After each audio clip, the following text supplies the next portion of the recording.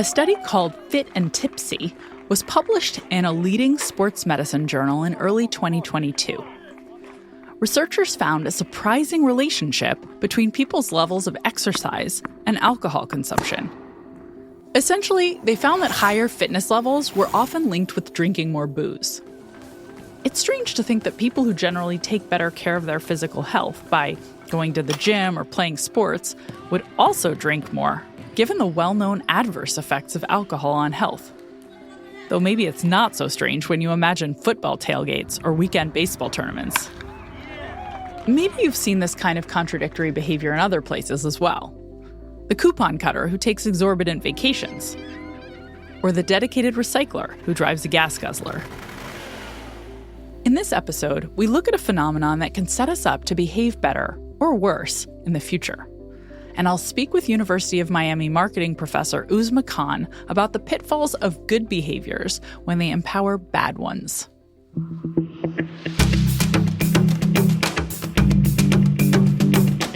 I'm Dr. Katie Milkman, and this is Choiceology, an original podcast from Charles Schwab. It's a show about the psychology and economics behind our decisions. We bring you true stories involving dramatic choices, and then we explore how they relate to the latest research in behavioral science. We do it all to help you make better judgments and avoid costly mistakes.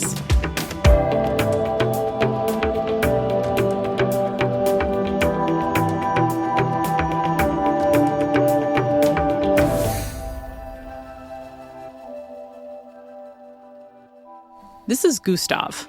Hi, my name is Gustav llstrand. I'm a senior curator at the Nobel Prize Museum in Stockholm. Alfred Nobel was born in Stockholm, grew up very poor. His father was an inventor who lost all of his money and moved to Russia to escape his creditors. After losing everything, Alfred Nobel's father managed to build a fortune by inventing a deadly weapon. His father invented sea mines that he sold to the Russian Navy. So during the Crimean War, he made a fortune out of those because they wanted to block the harbor to St. Petersburg from the British. This is the mid-19th century. So when he was rich, the father sent for Alfred and his brothers. Alfred Nobel was 9 years old. He moved from a life of poverty to a life of privilege in St. Petersburg. St. Petersburg was this cosmopolitan city. Alfred spoke Swedish, Russian, English, French, Italian, German, and Esperanto. And he dreamt of being a poet. But his father said that, you should be an engineer. Nobel read and wrote poetry throughout his life.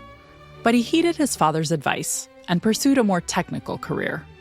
He would become an inventor like his dad. His driving force was to invent and have new ideas and to improve things.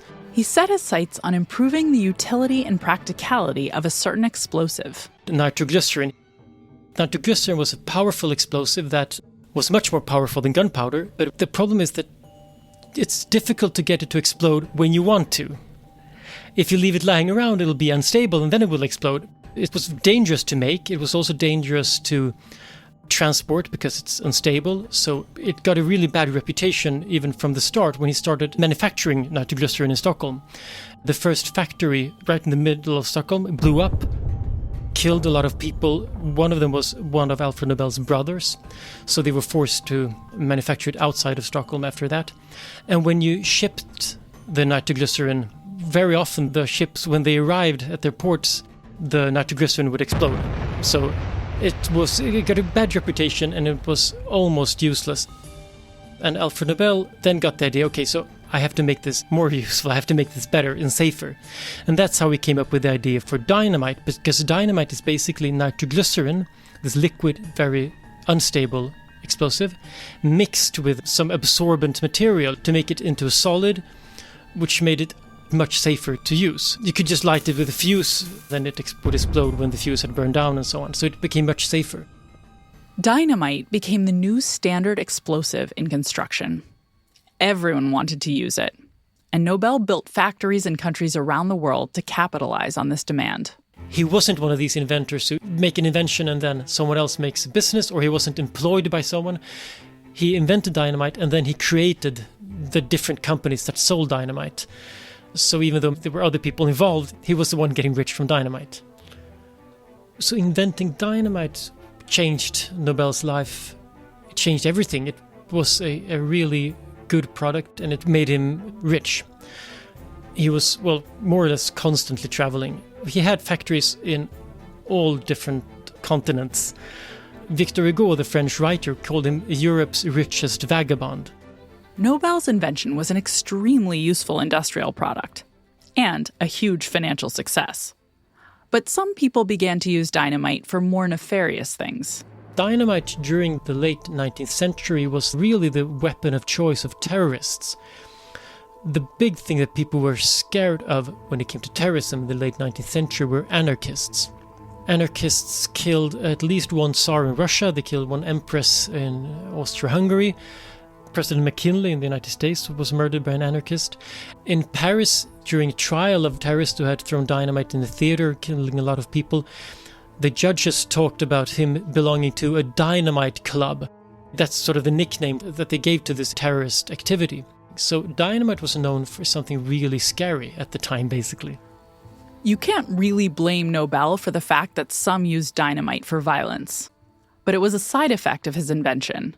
And he held some complicated views about war and peace. On the one hand, we know that he believed in progress, the progress of humanity, and technology and science would make humankind better and the world a better place. And he wrote lots of letters and he talked to people about this. He said that, I like peace, but I think that the peace movement, who wants to have peace through conferences and negotiations, I think they're on the wrong track. I think that peace will come when both sides in the war have weapons that are powerful enough that they can destroy each other. That's when we'll have peace. So he said that my weapons factories will end war sooner than your peace talks. By the time he was in his 60s, Alfred Nobel was well established as a businessman and had seen great success. So this is the late 1880s. So he lived in Paris at the quite grand house in the expensive part in Paris, where he had a winter garden, he had a nice wine cellar, he loved to have guests, and he gave them nice food and nice wines. He was known for being generous, so lots of people visited him. It was a charmed life. But one day, Nobel noticed something strange outside his window. One morning, lots of people turned out outside of his house because they had read in the newspaper that he had died. So he had to come out and say that, actually, no, I'm still alive. So he checked the newspaper himself, and the great Parisian newspaper said that he had died. What had happened was that his brother had died, but the newspaper got the name wrong. So Alfred Nobel had the unpleasant experience of reading his own obituary. And it wasn't a very flattering obituary. They said that he was a merchant of death who had manufactured weapons, and that Alfred Nobel was someone who certainly cannot be called a benefactor of mankind. We don't know exactly what his reaction to this was. I think it may actually have been a shock, because he really believed that by making dynamite, he had made the world a better place. He had made possible tunnels and canals. I mean, steel in Europe that were building railways and buildings came from mines that were blasted out with his dynamite. And he also knew himself that he was a friend of peace. He was an educated person who wrote philosophy. How could people portray him almost like a monster? Nobel didn't want to be remembered that way, so he set out to burnish his legacy. He wrote a new will and asked some Swedish businessmen in Paris for their thoughts on his plan. He met them at a gentleman's club in Paris and showed them his will. And he said that I want to create this fund where I give out prizes to people who have done something good for mankind. The surprising part came when he told his fellow businessmen how much of his wealth would be dedicated to this fund. He was one of the richest men in Europe, but basically really everything went into this prize. It was a substantial fortune. The 3.5-page will began by giving small sums to his nephews and his brothers. And then it says that everything of the rest of my fortune should be sold and made into a fund. And the interest from that fund should go to prizes to the people that have conferred the greatest benefit to humankind during the preceding year. And then it specifies different categories. So this should be for someone who had conferred benefit in the field of physics, chemistry, physiology or medicine. So that's one category. And then Those are the 3 science prizes, and then there's literature and peace. Nobel kept this new version of his will a secret until he died, about a year later, at 63 years old. Many in the public were very surprised by the will. People were incredulous. How could someone who invented dynamite and gunpowder create a peace prize? But the international nature of the prizes lent them enormous credibility over time. People who maybe weren't that interested in the prize from the beginning, they thought, it's flawed because of who Nobel was. Once someone from their country got the prize, that sort of changed because people tended to be positive. People were really into this comparing nations and competing with the nations, the progress of nations and who had the best industry and so on. And the Nobel Prize was just perfect for that. It was so useful for everyone to have. And Alfred Nobel, as a person, sort of faded out a little bit. So why did Alfred Nobel establish the Peace Prize? We don't know exactly why he wanted the prize at all, but he probably wanted to show people that he wasn't this materialistic person who just thought about money. He wanted to show that he had broad interest and he was interested in progress and being an idealist. It's more about changing how the world viewed him, to make the world view him the way that he did himself. The fact that it worked out, that's the most fascinating thing of all in one way, that people in Sweden actually agreed to give out these prizes, that they managed to transform this into a working foundation, and that 120 years more after his death, every year on December 10th, the day that he died, there's an award ceremony where the King of Sweden gives a toast to Alfred Nobel. They have a statue of him in the city hall, and they give a toast to him, to the great donor Alfred Nobel, and it's still his money. It's the interest from his money that is still being given out. I think that the way that the prize turned out exceeded all Nobel's expectations, and I think that, especially in Sweden, he's regarded as a visionary and someone who's a friend of science and peace and literature, of course. What that has done, however, is of course that many people have forgotten, especially outside of Sweden, have forgotten the fact that he was ever a businessman and inventor, because the way that he improved his reputation was becoming this philanthropist. So he's known now as one of the really great philanthropists of all time. And, well, that's not a bad way to end up, so he would probably be happy. Gustav llstrand is the senior curator at the Nobel Prize Museum in Stockholm. You can find more information about Alfred Nobel and the Nobel Foundation in the show notes and at schwab.com/podcast. Since 1969, there has also been a prize in economic sciences. It wasn't actually in Nobel's will, but comes from the same institution that awards the other prizes. In fact, we've had 2 economics Nobel laureates as guests on this show, Daniel Kahneman and Richard Thaler, both of whom won the prize for their innovations in behavioral economics. While Alfred Nobel didn't set out to do harm with his invention of dynamite, his reputation and self-image certainly suffered due to dynamite's association with terrorism and war. You'll recall that the premature newspaper obituary called him a merchant of death. Nobel apparently decided that he needed a different legacy, and that philanthropy was a good way to achieve his goal, even though it wouldn't undo the negative aspects of his invention. We see a similar type of compensating behavior in many situations. Sometimes it's public-facing. Say, a corporation that made ethically questionable business decisions strives to make it known that it's supporting various charities. Or maybe it's a politician who's been associated with scandals and attempts to burnish their moral standing by visibly attending religious services. Sometimes it's more private. You do something you're not proud of and then decide you should volunteer more, and that will clear your conscience. Or you mistreat one person and then turn around and bend over backwards to help someone else. In behavioral science, this phenomenon is known as moral cleansing. It's where people imagine that they might make up for some bad or unethical thing they've done by doing something ethical or good to balance the ledger. The reverse is true as well, that by doing something positive or charitable, we allow ourselves more freedom to behave badly later.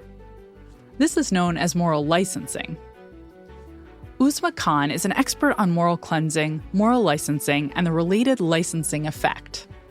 She's an associate professor of marketing at the University of Miami. Uzma, thank you so much for joining me today. It's such a pleasure to have you here. It's my pleasure, Katie. Thank you for inviting me. Uzma, what is licensing? Could you just define the term? So licensing, or self-licensing, as it is also commonly referred to, arises when doing something good allows people to do something bad, something that they would otherwise feel guilty or a little uncomfortable doing. And the logic behind this phenomenon is that our behavior does not arise in a vacuum. In fact, it is influenced by how we arrive at it. So our actions, our choices, our decisions are all influenced by what happens before we arrive at these choices. So when we do something good, that gives us, so to speak, a non-conscious, rosy lens through which we then view our behavior later on. Could you describe some of the earlier work on moral licensing that first got you interested in this subject? Yes, so I think one of the earliest demonstrations of the licensing effect was in the moral area, in the political area, where they looked at people's expression of prejudice. And these studies showed that if people expressed a non-prejudicial view, then subsequently they were more likely to express prejudice. And the idea in these studies were that people feel more licensed to express morally prejudicial views if they somehow feel that they have expressed themselves and they have built their credentials as being non-prejudicial. That's really interesting. And what made you think that that particular phenomenon might extend outside of the domain of thinking about, prejudice and gender and race to consumer preferences? Right. So we see these rather quizzical behaviors all the time in consumption domain. So you see people who would recycle religiously, and yet they would drive around in their gas-guzzling SUVs. So you can see that they care about the environments, and yet they would not compromise on their comfort. You see people wearing these expensive, exquisite ballroom dresses to their galas, which are charity events. You see people, and I'm also guilty of this myself, that they order their diet sodas only to later supersize their fries and go for an extra large piece of pizza. So we saw these consumption patterns around us all the time, and we thought that, well, this effect that has been observed in the moral domain probably occurs in everyday consumption as well. That's really interesting. I'm wondering if you could describe some of your studies that explored this in consumer settings. So when we first started to look at the licensing effect, we explored it in the domain of luxury consumption. And the idea with luxury consumption is that while we all want these luxury items, they also make us feel a little bit guilty to buy these items because these are driven by hedonic pleasures. We want them, and yet we feel maybe we shouldn't spend so much money on these Prada shoes and these Louis Vuitton handbags because this money can be either spent better on achieving some more practical goals, or we can just save it for our future needs. So people often feel guilty indulging in luxury products. And taking this logic of licensing, we felt that licensing would argue that people would feel more liberated to buy these luxury items if they had initially established themselves as non-indulgent and more responsible consumers. So we started off with very simple studies. So I'll give you an example of one study where we gave people a choice between a relative luxury and a relative necessity. And the specific choice was we asked them to choose between a pair of designer jeans and a vacuum cleaner. And what we found was that some people who were given prior to a choice between the vacuum cleaner and the designer jeans, they were given a choice to pick between two charities where they would like to spend some time volunteering. And this was a hypothetical choice. We had told people, imagine that you have decided to volunteer some time. Which of these two charities would you like to donate your time to? And these people who had expressed a choice between these two charities were later more likely to pick the designer jeans compared to a control group that did not make that initial virtuous decision. That was a great example. One thing we haven't talked much about is why people do this. And I suspect you've thought a lot about that. So I'm curious what you think is leading to this pattern of behavior. Why do people engage in licensing? Right. So I think it's a very interesting question. So behavior is a signal to us about who we are. So we look at our behavior. So if I see myself eating ice cream, I say, well, I must be the kind of person who eats ice cream. Now, the interesting thing is that this could lead to two completely different subsequent downstream behaviors. So if I see myself as I'm the kind of person who eats ice cream, I might eat more ice cream later on. And that's what old research had shown, that if I see myself as, I'm this kind of a person, I'm more likely to behave consistently. We find that there are situations where that doesn't happen, because when we have conflicting goals, so let's say I do want to learn and read about good, educational, culturally enriching things, but I also want to enjoy myself and read the popular media and gossip. So when you have these multiple goals, then making progress towards one goal can allow you to actually quit that goal and start making progress towards the other goal. So we feel that licensing happens through that route, that I want to be environmentally friendly. And yet I do want to have my cushy, luxurious SUV. So if by recycling, now I have established that I care about the environment. And that then allows me to buy my SUV without reflecting poorly on me. So it is really in these cases where we see the licensing effect happening, people take their behavior as a signal of who they are and as establishing credentials for who they are. And then their subsequent behavior, though inconsistent with their image, doesn't seem as bad. Uzma, I'm curious if you have any advice on what we can do to avoid feeling licensed by the things we do on social media or the other small acts we do that are good, and make sure that we still actually double down and do the more important good behaviors like eating healthy and driving the right kinds of cars and so on. I think, yes, there are a couple of things I could suggest. So first is, we know in our behavioral decision-making area, pre-commitment devices are very powerful. And I think here as well, they can serve quite a useful role here, where if we say that, okay, during any week, I am going to eat so much fish, so much vegetables, so much fruit, and it doesn't matter what I eat today. Or I would actually recommend that people should set shorter and shorter timeframes for their goals. If you set daily goals, then even if you get licensed to eat unhealthy at dinner, that's fine. That just means you ate healthy at lunch. So I think balancing is a great thing. The problem that arises is that people don't balance out when they think that, I just ate unhealthy, I should eat healthy later on. And they often think, yes, tomorrow I'll eat healthy, but they don't. So I think encouraging people to establish shorter and shorter goals can help. Another thing that can really help is if we ask our friends and family and people around us to hold us accountable. And I say that because we have some data where we find that while we see our virtuous actions as reasons to license our vices later on, others don't.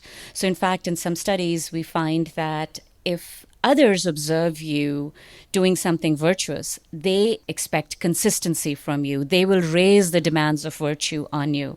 Whereas, and it's sort of a moral hypocrisy that if I do something virtuous, I lower the demands of virtue on myself. But if you do something virtuous, I raise the demands of virtue on you.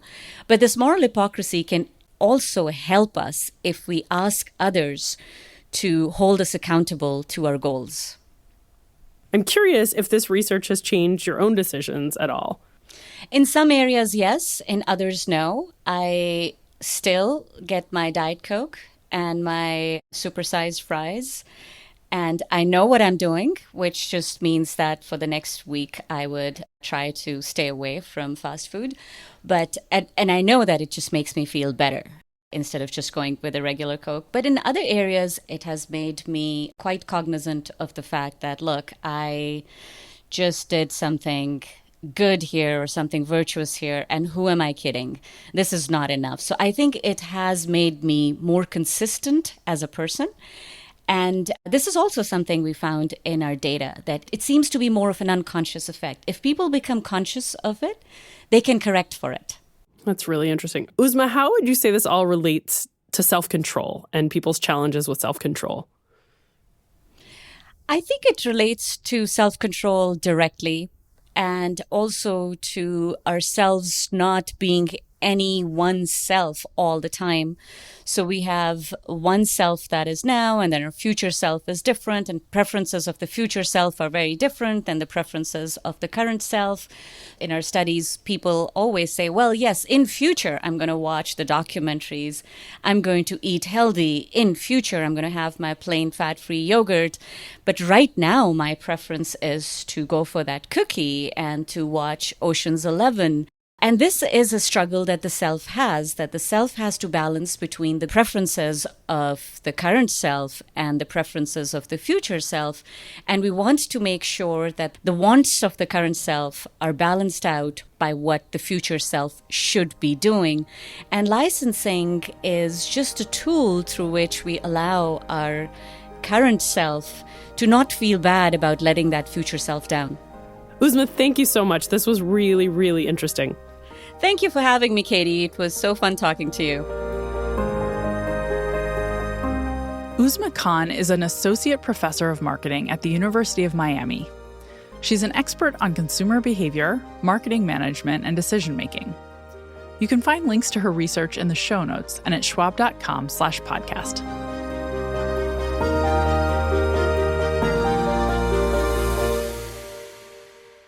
Uzma Khan talked about self-control struggles and the positive impact on our decision-making when others hold us accountable. Saving money is one area where people too often favor current desires over future needs. On the Financial Decoder podcast, host Mark Riepe and his guests often discuss strategies to help you create and stick to a financial plan. One of the best tools to help you stay accountable to your future self. Check it out at schwab.com/financialdecoder or wherever you get your podcasts. Our tendency to treat our acts of morality and self-control as if they're credits in a ledger against which we can borrow or make loans is just fascinating. I'm certainly guilty of indulging in more sinful desserts on days when I make it to the gym, and of excusing my very occasional acts of incivility by pondering all of my other acts of kindness. Nobel laureate Richard Thaler calls it mental accounting when we label money and time and treat these fungible resources as if they belong in their own accounts. Isn't it interesting that we apply this same reasoning to morality and exertions of self-control? Whenever we create imaginary balance sheets in our head and behave as if keeping score matters, we're engaging in a kind of tracking that can be useful. It's useful when we'd be tempted to overindulge in bad behaviors, like overeating, overspending, and excessive immorality, without any boundaries in place. But licensing can also have perverse consequences, causing us to feel like the time has come to cash in if we've controlled our spending, diet, exercise, or immoral impulses for a long time. Uzma's finding that other people don't see licensing as acceptable means that our friends, family, and colleagues can help hold us accountable if we're worried about sliding into bad patterns after a period of good behavior. And it's also noteworthy that we're less likely to engage in licensing when it's brought to our attention. Just learning about this tendency may help you avoid abusing it. So the next time you think your workout means you're due for a wild night out, or that your diligent savings plan allows you a spending spree, maybe you'll think again.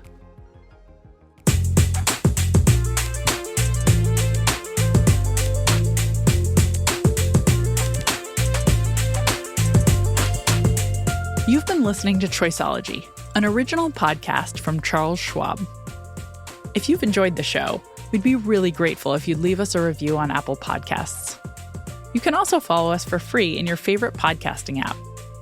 And if you want more of the kinds of insights we bring you on Choiceology about how to improve your decisions, you can order my book, How to Change, or sign up for my monthly newsletter, Milkman Delivers, at katiemilkman.com/newsletter. In 2 weeks, the remarkable story of Dr. Franz Mesmer, Benjamin Franklin, and the experiment that changed science forever. I'm Dr. Katie Milkman. Talk to you soon.